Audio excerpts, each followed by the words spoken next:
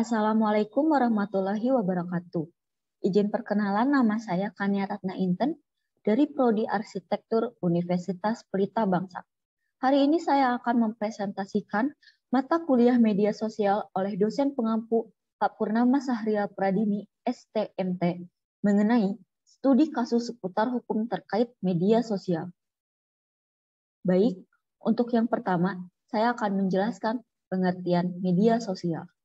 Media sosial adalah sebuah media online dengan para penggunanya bisa dengan mudah berpartisipasi, berbagi, dan menciptakan isi meliputi blog, jejaring sosial, wiki, dan dunia virtual. Lalu, etika bermedia sosial. Tidak hanya di lingkungan sekitar saja, kita harus beretika. Tetapi di media sosial juga kita perlu menjaga etika kita dalam ketikan atau postingan yang kita unggah ke media sosial. Mengapa diperlukan etika bermedia sosial? Media sosial adalah wadah terbuka yang siapa saja dapat mengaksesnya, dimulai dari muda sampai tua. Dan kita pun tidak bisa membatasi apa saja yang dilakukan orang-orang di media sosial, mau itu dari ketikan, postingan, dan lain-lain. Maka dari itu, diperlukanlah etika bermedia sosial untuk mencegah hal-hal buruk terjadi seperti menyebarkan berita palsu atau hoax, ujaran kebencian, dan membatasi akses media sosial dan memberikan arahan kepada anak-anak bagaimana menggunakan media sosial dengan sebaik-baiknya agar tidak terjerumus ke hal yang tidak-tidak. Lalu, berikut adalah penyalahgunaan media sosial yang paling sering terjadi.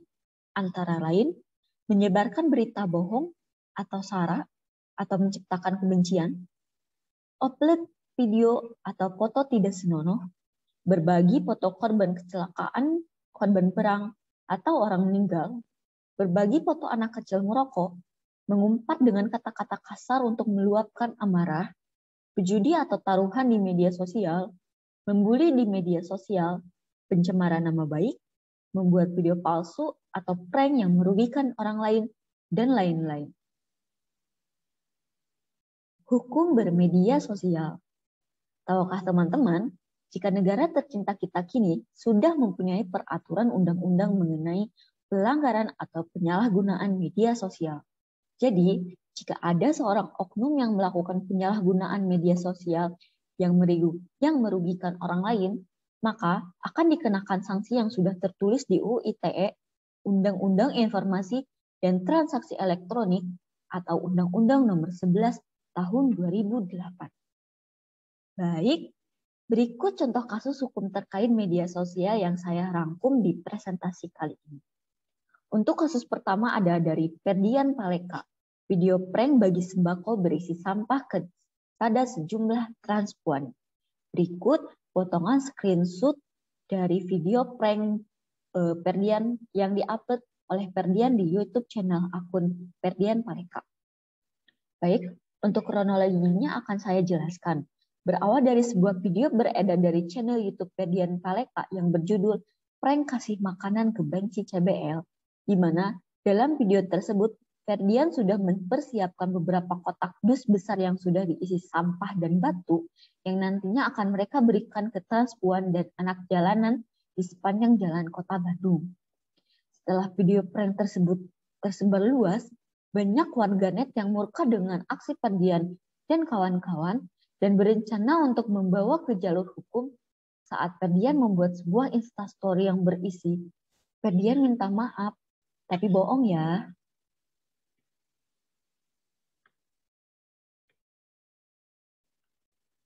Satu persatu tersangka pun ditangkap secara bergantian.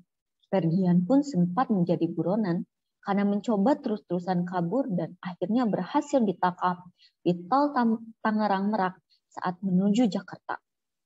Pasal yang diterima oleh Ferdian dan kawan-kawan adalah pasal 45 ayat 3 UU ITE dan tambahan pasal 31 dan 51 UU ITE. Berikut hukuman yang diterima Ferdian Paleka.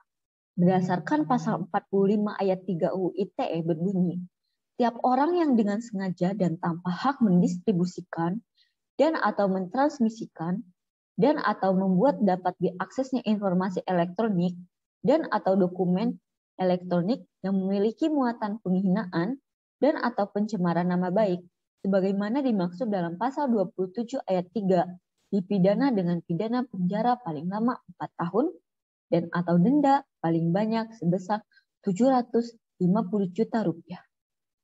Selanjutnya, pasal 36 UU ITE berbunyi, setiap orang dengan sengaja dan tanpa hak atau melawan hukum melakukan perbuatan sebagaimana dimaksud dalam pasal 27 sampai dengan pasal 34 yang mengakibatkan kerugian bagi orang lain. Sedangkan pasal 51 ayat 2 UU ITE menyebutkan setiap orang yang memenuhi unsur sebagaimana dimaksud dalam pasal 36 dipidana dengan pidana penjara paling lama 12 tahun dan atau denda paling banyak sebesar 12 miliar rupiah. Lalu kasus selanjutnya adalah Galih Ginanjar konten asusila ikan asin. Baik, untuk kronologisnya, berawal dari Galih Ginanjar diwawancara untuk konten mulut sampah di YouTube channel Pablo dan Ray Utami, di mana Galih berdalih saat berhubungan intim dengan mantan istrinya, yaitu Fairuz Aropik, menyebutkan bau ikan asin. Akhirnya, Fairuz Aropik melaporkan Galih Ginanjar ke pihak kepolisian atas tuduhan pencemaran nama baik dan merendahkan martabatnya sebagai seorang ibu, juga melukai hati suami dan keluarganya.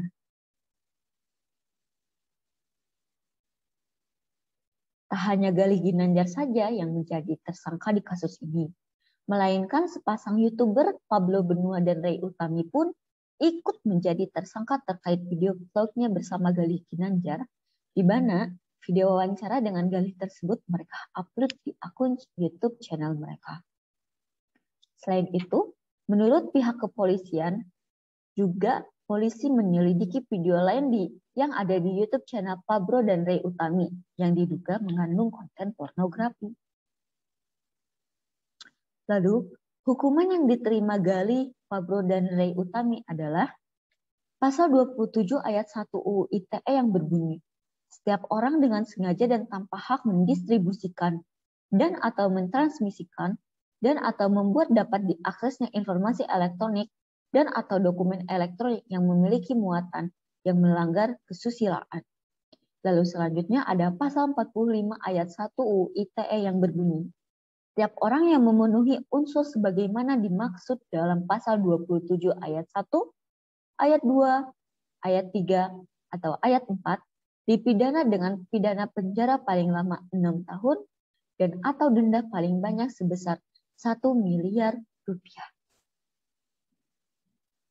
Baik, kesimpulan dari presentasi saya hari ini adalah, di era digital seperti saat ini, informasi begitu cepat menyebar luas sehingga kita harus tetap berhati-hati untuk memilah informasi agar tidak termakan hoax.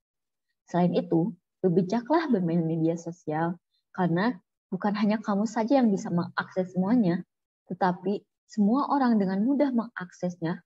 Maka sedetik saja kamu melakukan penyalahgunaan media sosial seperti menyebarkan berita palsu maupun mengujar kebencian, maka kamu akan terancam pasal yang ada di UU ITE.